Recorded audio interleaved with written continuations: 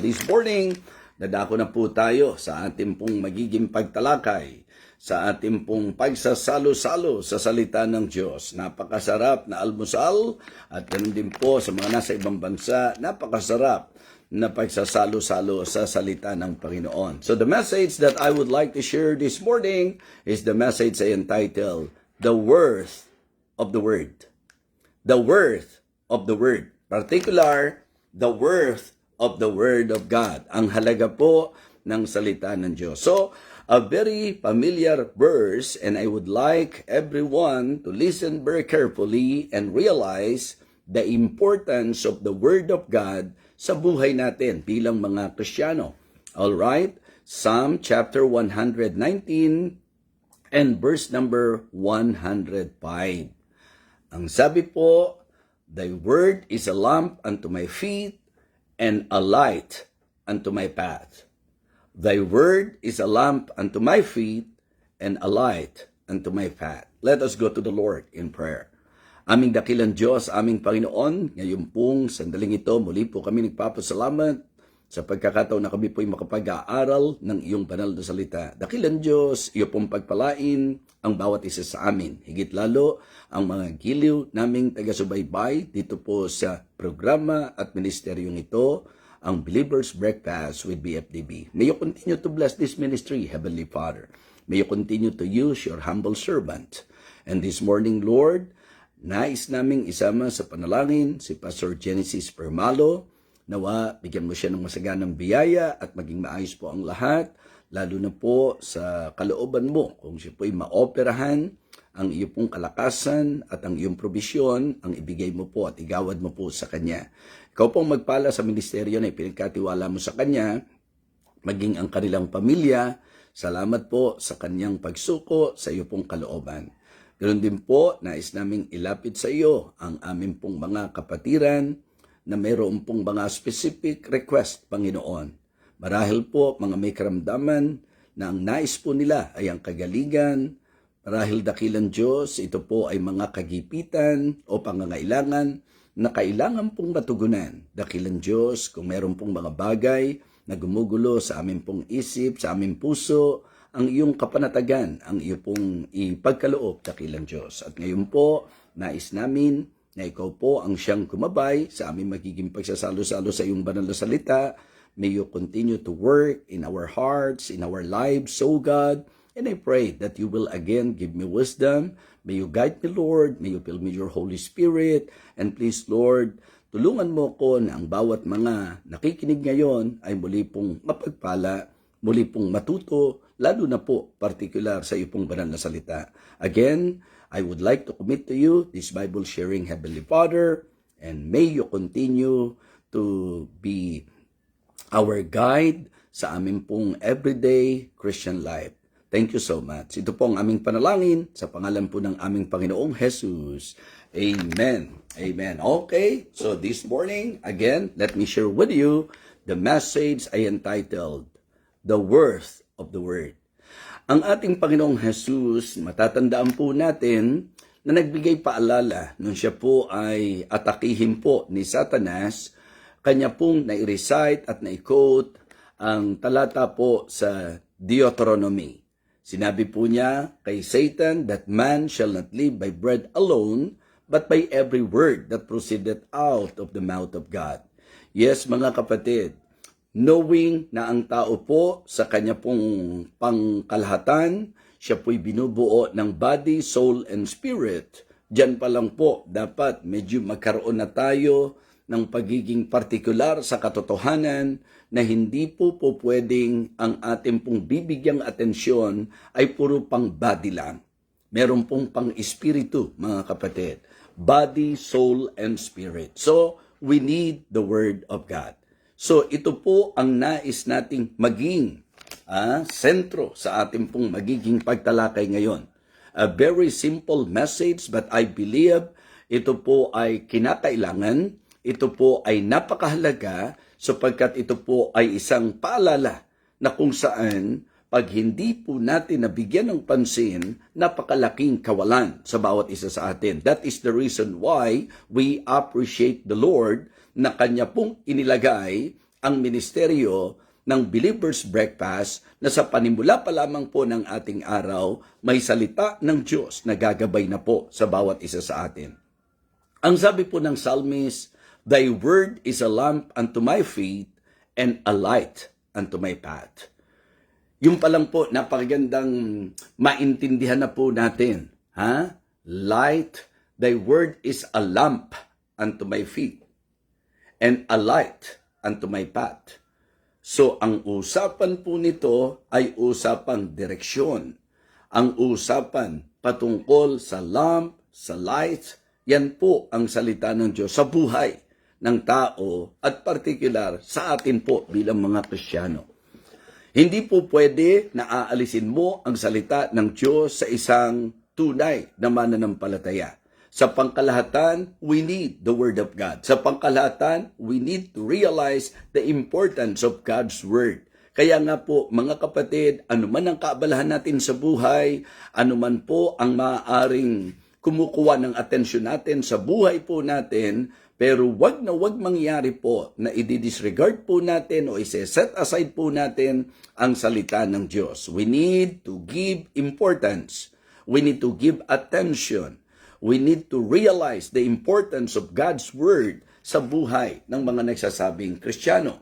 Mga kapatid, mga minamahal, makikita niyo po na ang salita ng Diyos, ayon po sa ating tinatalakay ngayon, ito po ay lampara. Ito po ay lamp.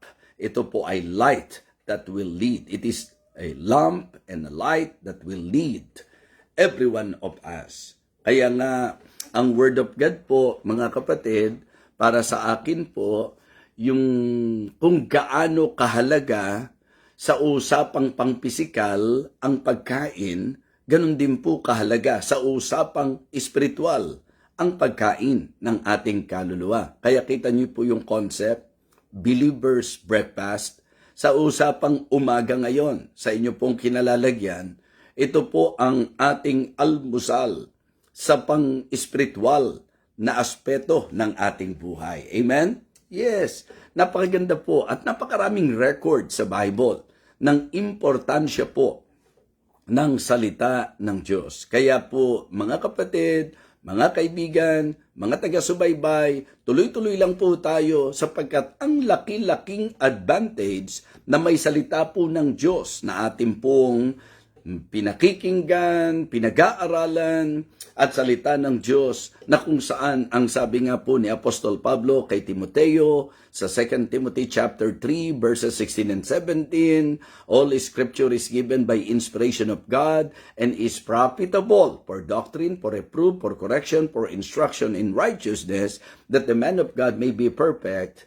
Okay? And sabi, thoroughly furnished unto all good works. Ang growth, imposible po yan without the Word of God. So napakahalaga po, mga kapatid, mga mananampalataya, na sa usapang gabay, we need the Word of God. Sa usapang bantay, we need the Word of God. Sa usapang paglago, we need the Word of God. Sa usapang pagtitibay, we need the Word of God. So, to guide us, to guard us, and also to grow us bilang mga mananampalataya, kailangan po natin ang salita ng Diyos. Ngayon po, mga kapatid, mga minamahal, let us proceed sa ating pong mensahe, the worth of the Word. The worth of the Word. Specific, the worth of the Word of God. Mga kapatid, it is the Word that warns. It is the Word that warns us. Ito po yung salita. Ang salita ng Diyos po ang salita na nagbibigay babala sa bawat isa sa atin. Katulad po nung sinasabi po, mga kapatid, 'di ba? Sa isa sa mga katangian niya, pagsaway, pagsansala, 'di po ba? Yun po yung sinasabi po ng talata. Mapapakinabangan natin sa pagtuturo, sa pagsaway, sa pagsansala, sa ikatututo na nasa katwiran. So, babasahin ko rin po yung sinabi po ni King Solomon sa Proverbs chapter 6 in particular, at titingnan po natin ang sinabi po sa verse number 23. For the commandment is a lamp, and the law is light, and reproofs of instruction are the way of life. Di po ba? Ito po ay liwanag, tanglaw, na kung saan po magbibigay ng babala sa atin. Sa usapang ikapapahamak natin, ang Biblia po, isa sa nagagawa po niya, turuan po tayo, paalalahanan po tayo sa mga bagay na po pwedeng makasama, hindi makatutulong, hindi makabubuti sa atin. Kumbaga, ang kautusan ng Panginoon ay tanglaw. Ang kautusan ng Panginoon ay ilaw. Ito po, mga kapatid, ang sabi, and the law is light, and reproofs of instruction are the way of life. Kaya nga, importante po na ako at ikaw ay mawarningan. And I can say, isa po sa tulong yan ng salita ng Diyos. It is the word that warns us.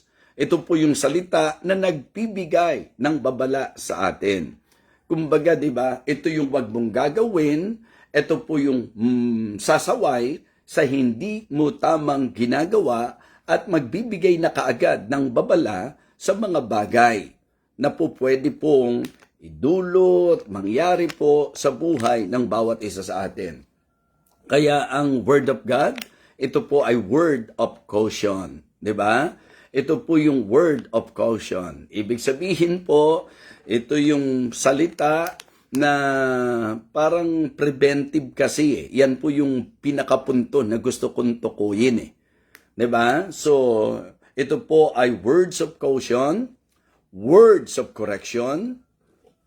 Yan po, mga kapatid. Yan ang salita ng Diyos na talagang magtuturo sa atin sa usapan ng dapat nating ingatan, sa usapan ng dapat nating ituwid, at sa usapang konsekwensya. Tama? So, ang Word of God, ito po ay word na kung saan magbibigay warning po sa atin. Kaya nga, yun yung mga po pwede nating isulat kung nagno-notes tayo. Ano po? Kung tayo po yung nagno-notes, ito po ay words of caution, words of correction, and words of consequence. Ibig sabihin po, ipinakikita, ito mangyayari sa iyo ha, kapag ka ito ginawa mo. Halimbawa lang po, kapag ka tayo hindi nagbasa ng salita ng Diyos. So, ito ang magiging konsekwensya niyan. Kapag ka ikaw ay hindi nagbigay ng dapat ibigay mo sa Panginoon, ito ang magiging konsekwensya niyan. Kapag ka ikaw ay subuway sa utos ng Diyos, ito ang magiging konsekwensya niyan. So, yung correction po, mga kapatid, na malinaw na sinabi rin po ni Pablo kay Timoteo, ito yung magtutuwid sa atin sa mga mali po natin. Just try to imagine if you are a believer at walang salita ng Diyos. Kasi kahit naman mananampalataya na tayo, hindi pa rin po naman nabago ang katotohanan na meron pa rin po tayong likas nating pagkatao. At bilang tao po, mga kapatid, napaka-imposible. Nalalago tayo, magagabayan tayo, mababantayan tayo kung walang salita ng Diyos. So, the Word of God is growing us, guiding us, and guarding us. Napakahalaga po yung pong salita ng Diyos na nagbibigay po ng babala upang tayo po'y protektahan at upang tayo po ay gabayan. It is the Word, mga kapatid, that warns us. The worth of the Word of God. It is the Word that warns us. Second, it is the Word that works in us. It is the Word that works in us. Yes. In fact, nung bigyan po ng magandang commendation ni Apostol Pablo ang mga taga Thessalonica, as I recall. Diba? Ang sabi po niya sa 1 Thessalonians chapter 2, 1 Thessalonians chapter 2, verse number 13. And by this, I want everyone to somehow evaluate and think kung ito po ba totoong nangyayari sa atin. Because this commendation, I believe, is very encouraging. And it is good na magdala po sa atin ito sa point of evaluation and ask ourselves, the same po ba sa buhay natin? Yung sinabi po ni Apostol Pablo sa mga taga-Thessalonica, 1 Thessalonians chapter 2, verse number 13. For this cause also thank we God without ceasing, Because when you receive the word of God, which you have heard of us, you receive it not as the word of men, but as it is in truth. The word of God, which effectually worketh also in you that believe. Mga kapatid, I want all of you to notice that yung last part, yung later part nung talata. So ang sabi po, the word of God, which effectually worketh also in you that believe. Mga Kristiyano, sa disenyo ng Diyos, kaya may salita niya upang ito po ay makagawa sa buhay natin. Makagawa sa atin. Yes. Again kunin po natin, lapatan po natin ng tamang unawa. This is very commendable and I believe ganito dapat sa buhay ng isang tunay na Kristiyano. Ang sabi po niya, for this cause also thank we God without ceasing. Very thankful siya bilang tagapangaral, bilang lingkod ng Panginoon, bilang nangangalaga sa kanilang spiritual. Ang sabi niya, for this cause also thank we God without ceasing. Ano po yung tinutukoy niya? Ano po yung sinasabi ni Pablo? For this cause also thank we God without ceasing, because, listen to this, because when you receive the word of God, which ye have heard of us, kasi yun po talaga ang dala ng mga tagapangaral the word of God, which ye have heard of us, ang ganda po ng trato ng mga mananampalataya sa Thessalonica. Sabi niya, yung narinig nyo sa amin, yung aral na salita ng Diyos na ipinangaral namin, you receive it not as the word of man, but as it is in truth, the word of God, which effectually worketh also in you that believe. Ganyan po ba natin tinatanggap ang salita ng Diyos? Mga kapatid, napakaklaro. Ang sabi niya, which effectually worketh. That is the word of the Word of God. Gumagawa po yan sa buhay natin. Kaya po, hindi sapat na ikaw ay nakikinig lang. Kahit na everyday may believer's breakfast ka, kahit na po every service uma-attend ka, kung wala pong epekto ang salita ng Diyos sa iyo, nakaka-bother po yan. Mga kapatid, dapat tayong magsiyasat, dapat tayong mag-isip-isip kung hindi po tayo naaapektuhan ng salita ng Diyos. Because the reason why I am telling you, mga kapatid, mga binamahal, na napakahalaga ng salita ng Diyos because it is the word that works in us. In Isaiah chapter 55 and verse number 11, ang sabi po roon that the word of God will not return unto him void. Kailanman ang salita ng Diyos dapat hindi babalik sa Diyos ng walang kabuluhan. Kasi nga po, in Hebrews chapter 4, verse number 12, itinulat po ito na higit pa yung tala sa two-edged sword. For the word of God is quick and powerful and sharper than any two-edged sword. Dapat gumagawa ang salita ng Diyos sa buhay natin. Kaya ito po'y panawagan, ito po'y paalala. Huwag po tayong magmalaki sa dalas ng ating pagdalo. Huwag po natin pong ipangahas na tayo po'y laging nakikinig. Ang tanong po, gumagawa ba ang salita ng Diyos sa buhay natin? Ang halaga ng salita ng Diyos ay ang gawa nito sa ating buhay. So kaya dapat naaapektuhan tayo ng salita ng Diyos. Dapat may effect ang salita ng Diyos sa atin. Dapat meron pong epekto ang salita ng Diyos every time na nakikinig tayo. Yung bang kapag ka nakinig tayo, naturuan tayo. Yan ang gawa ng salita ng Diyos sa akin. Natututo ako. Ganun dapat po, mga minamahal. So kaya po, importante po at paalalang hindi dapat baliwalain ng bawat isa, partikular, ikaw, ako. Ang sabi po natin, Kristiyano po tayo, dapat naaapektuhan po tayo, dapat may epekto po sa atin, dapat gumagawa po ang salita ng Diyos sa buhay po natin. Okay? Words that challenge. Words that convict. Words that change. Ang gawa ng salita ng Diyos dapat sa atin, challenging us, mga kapatid, convicting us, and also changing us. Diba? Sabi nga po ng isang awit, God's word changes life. Ang salita ng Diyos daw po ay bumabago sa buhay. Yes, ang konbiksyon sa pangkatotohanan, ito po ay gawa ng Banal na Espiritu. Yes, the Holy Spirit is the one convicting. But let me tell you this, na ang Banal na Espiritu babagabagin tayo using God's Word. Yes, as we listen to the preaching of the Word of God, habang nagpipreach po ang pastor, hindi ba may mga pagkakataon na parang tumutusok yan sa ating mga puso? Conviction ang tawag dyan. Sapagkat yung Holy Spirit, yung pong Holy Scripture, yung pong message ang ginagamit niya upang ako at ikaw ay mabagabag. Diba? Yung idea na kapag ka narinig mo ang salita ng Diyos. I remember, doon po sa Acts, nung pong nangaral po si Peter, they were pricked in their heart. Diba? So yung Holy Spirit, habang ipinapangaral po ang salita ng Diyos, the Holy Spirit is actually the one working in our lives. Kaya nga, importante po that you and I should give importance sa salita ng Panginoon sapagkat ang isa po sa halaga ng salita ng Diyos, ang salita ng Diyos, ito po'y gumagawa sa buhay ng mga mananampalataya.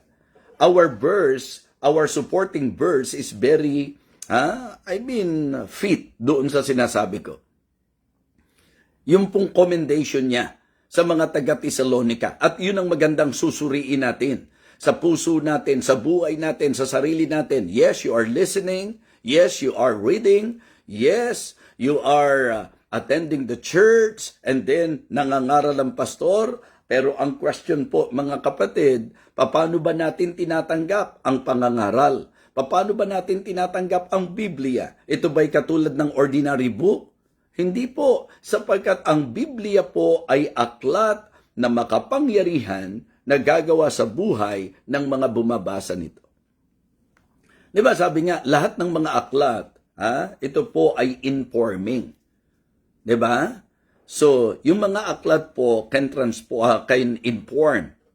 Di ba? Pero kapag ka Biblia, ang sabi po, ito po yung transforming. Diba? The Word of God transforms, mga kapatid. So, napakaganda na ito'y babigyang pansin po. Pagka nakikinig ka, ang sabi po, for this cause also thank we God without ceasing, because when ye receive the Word of God, which ye have heard of us, ye receive it not as the word of man, but as it is in truth, the Word of God, which effectually worketh also in you that believe. Ibang-iba po ang gawa ng salita ng Diyos kapag ka mananampalataya po yung nakikinig. Kaya ang tanong po, tayo po ba'y tinatablan? Tayo po ba'y naapektuhan? Tayo po ba'y natuturuan? Tayo po ba'y nasasaway? Tayo po ba'y nasasansala? Mga kapatid, it is the Word that works in us. Una po, it is the Word that warns us. It is the Word that works in us. Ito po, challenging, convicting, and changing. Ang salita ng Diyos dapat mai-accomplish ang dapat i-accomplish nito. Pansinin niyo po ang sinabi po ng Isaiah. And I want all of you to be more particular dito po sa kung paano po sinabi ng Isaiah chapter 55 po tayo. Chapter 55. Ayan. Kung titingnan niyo po, ito yung pagbibigay po ng emphasis na ang paraan ng Diyos, iba sa paraan ng tao. Yung pong kaisipan ng Diyos, iba sa kaisipan ng tao. Tapos, pagdating po sa verse number 11, verses 10 and 11. For as the rain cometh down and the snow from heaven, and returneth not thither, but watereth the earth, and make it bring forth and bud, that it may give seed to the sower, and bread to the eater. And then, ang sabi niya sa verse 11, so shall my word be that goeth forth out of my mouth, listen to this, it shall not return unto me void, but it shall accomplish that which I please, and it shall prosper in the thing whereto I sent it. You better ask yourself, na kapag ka nakinig ka ba ng salita ng Diyos, na i-accomplish ba yung pinaka-intensyon ng salita ng Diyos sa buhay natin? Diba? Yes, we believe na talagang, kumbaga, ito po yung words that save, diba? Words that save, words that strengthen, words that sustain, words that secure. Yan po yung nagagawa ng Panginoon sa bawat isa, mga kapatid. So the worth of the Word of God in particular, it is the Word that warns us. It is the Word that works in us. And listen, it is the Word, okay? It is the Word that walks in us. Or walks with us. Diba? It is the Word that walks with us. Ang sabi nga po, Thy Word is a lamp unto my feet and a light unto my path. Yan nga po ang ginawa kong teksto, mga kapatid. Diba? Maganda po na yung nilalakaran mo, malinaw. At maganda rin po yung patutunguhan mo, maliwanag. So, ang laki-laki po ng difference na ikaw ay naglalakad sa dilim doon sa naglalakad ka sa liwanag. One good illustration ay yung flashlight. Di po ba? So, maganda po na para maingatan po tayo sa hakbang natin, maganda po mga kapatid, na talagang yung pong hahakbangan natin, nakatitiyak tayo. So kaya po mga Kristiyano, isang bagay po na dapat maintindihan po natin na ang salita po ng Diyos ay lamp, okay? Ang salita ng Diyos ay light. Ang salita ng Diyos ang maglilid sa bawat isa sa atin. Diba? So, importante yan. Ito po ay dapat nating pag-isipang mabuti. Tama ba na hahakbang ka na walang Word of God? Okay ba na pupunta ka sa isang direksyon nang wala pong gabay ng salita ng Diyos? Kaya nga sabi ko kanina, guiding, guarding, and growing. Yan po ang magagawa ng salita ng Diyos. It is about the truth that God's Word is a lamp unto our feet, a light unto our path that will lead sa ating pong patutunguhan. Kaya nga, pahalagahan po natin ang salita ng Diyos. Wag na wag po nating babaliwalain ang salita ng Diyos, mga Kristiyano.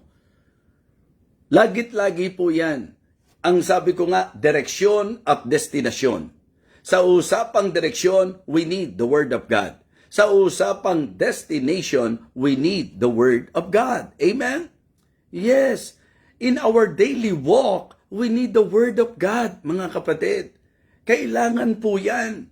So, kung ako at ikaw ay may gabay ng salita ng Diyos, mga Kristiyano, napakalaking bagay po. Hindi mo na kailangan makipagtalo kahit kanino. Basta ang salita ng Diyos na po ang nagsabi, yun na po yun, mga kapatid.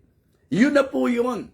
Kaya nga nung sabihin ng psalmist na ang salita mo, O Diyos, ay ilaw sa aking hakbang at liwanag sa aking landas. Wow, napakagandang paglalarawan. At totoo na yan po ang dapat maging kabuluhan ng salita ng Diyos sa bawat isa sa atin. So in our decision making, we need the Word of God.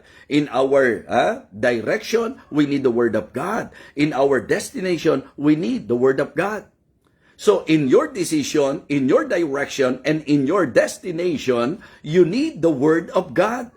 So how come ngayon na Kristiyano ako, babaliwalain ko ang salita ng Diyos?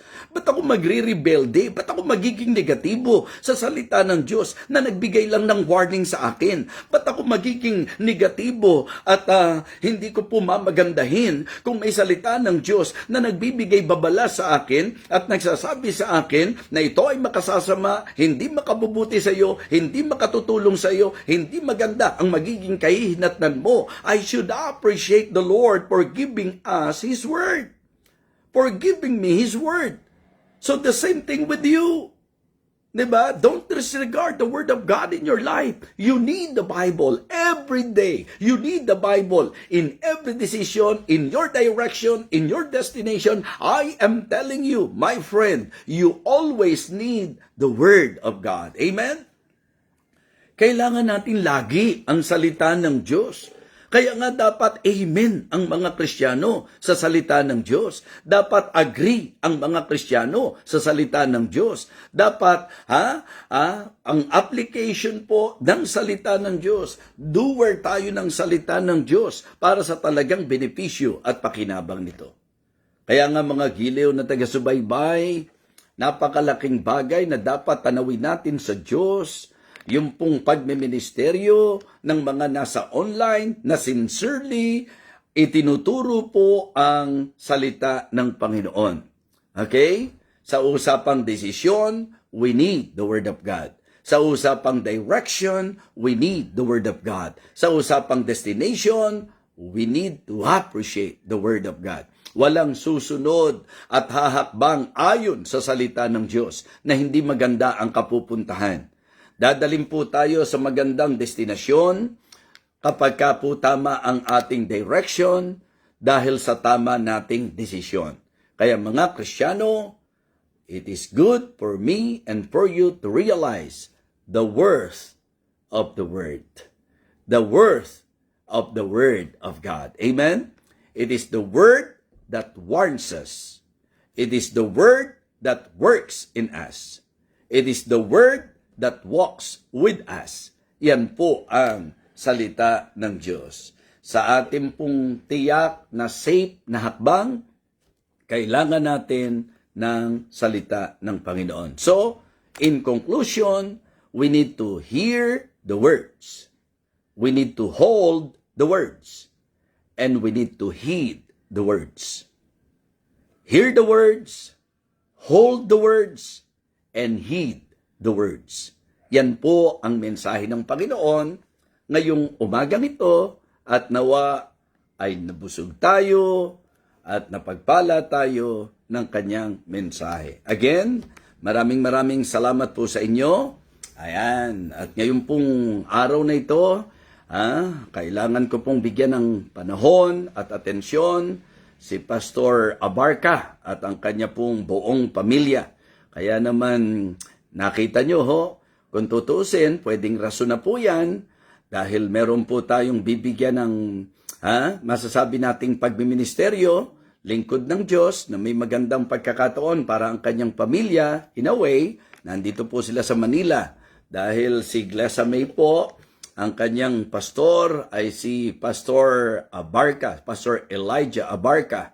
At ganoon din po, natutuwa tayo sapagkat ang mga naging pastor po niya ay nakasama po natin kahapon sa napaka-special na event ng kanyang buhay.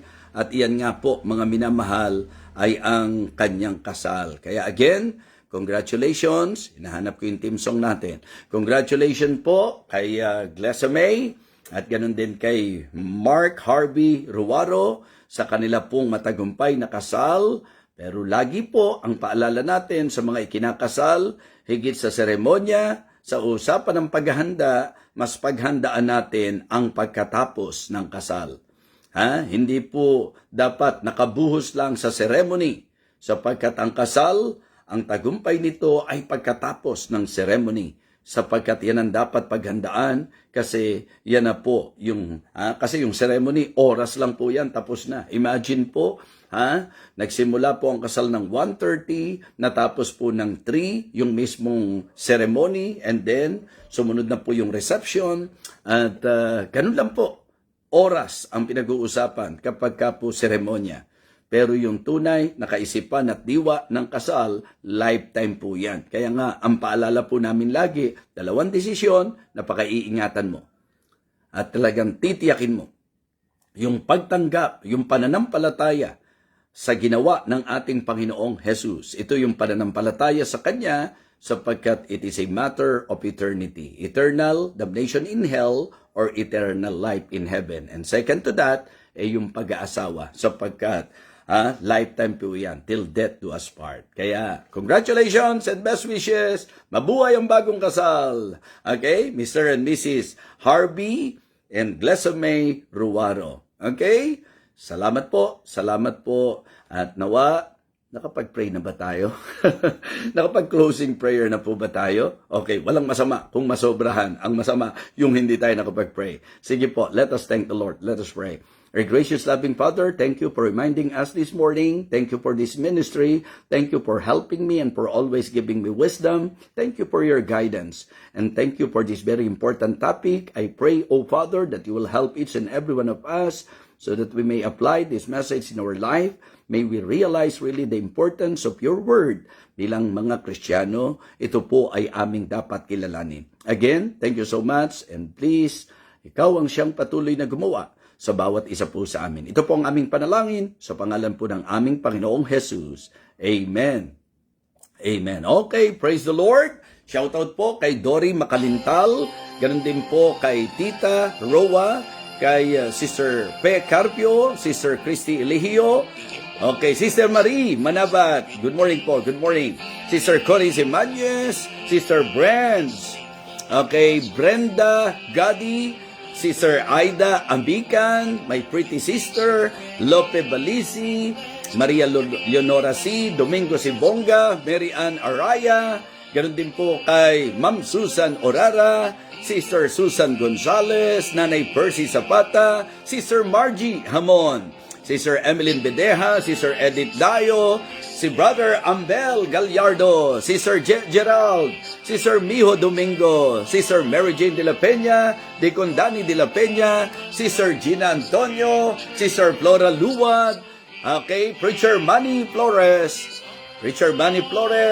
si Sister Nida Palma, Lenny, si Ma'am Lenny, Sister Lenny Tubera, si Pastor Marcel Cunanan, Sister Kim Nugia, Domingo Sibonga, ganon din po kay Sister Noims Guerrero, Ma'am Noims Guerrero, good morning po, Sister Annette Cagiat, si Ate Care, Sister Care Enriquez, Priscilla Reyes, okay, si Paulina Kiangco Diche, Brother Joseph Lingat, salamat po, Pastor Andy Mananon, Sister Gail Alarcon, si Carms Bonete, Gemma Francisca, Edita Jerezano, okay, Sister Gerald, salamat po sa inyong lahat. Tatapusin lamang po natin ang ating team song at pagkatapos po nito, ayan, ay papaalam muna po tayo. Salamat daw po sa mapagpalang mensahe. Ang sabi po ni Sister Mio, kaya keep safe, kayo po at ang inyong pamilya. Thank you so much, anak, Sister Miho. Ganoon din po si Tetet Buena, maraming salamat sa pagsubaybay. Palakasin kang patuloy ng Panginoon at tuloy-tuloy na paggaling ang aming panalangin sa iyo. Pastor Genesis Permalo, biyaya ng Diyos para sa iyong operasyon, Lord willing. Sister Ma'am Riza Lumangyaw, thank you so much. Preacher Joel Cruz, salamat. At ganoon din po si Sister Jennifer Tan, Sister Emelita Espanyola, okay, Ate Songlin, good morning and thank you so much. Sister Jennifer Carag, Leopoldo Verano, Maria Leonora C. By the way, congratulations nga pala sa pamilya Pedro sa napakagandang coaster na idinedicate po namin. Grabe po ang pagpapala ng Panginoon sa Pedro family. Congratulations, Pedro family, sa napakagandang coaster. Toyota coaster, ang sarap sumakay at ang sarap maglakbay doon po sa sasakyan. Si Pastor Rex, amen. And Sister Mel, Ma'am Mel, ingat po kayo dyan sa Brunei. Yes, ang missionary Rex Culinares po natin. Nanay Ma Antuason, tapos na ang team song pero gusto ko pa rin po kayong i-shoutout. I love you po, Nanay Ma Antuason at ang Precious Ruby sa pangkalahatan. Okay, thank you so much. Bye for now. Ingat po kayo. Pagpalain po tayo ng Panginoon at sa lahat-lahat ng ating pong ginagawa, to God alone be the glory. To God alone be the glory. Bye and God bless.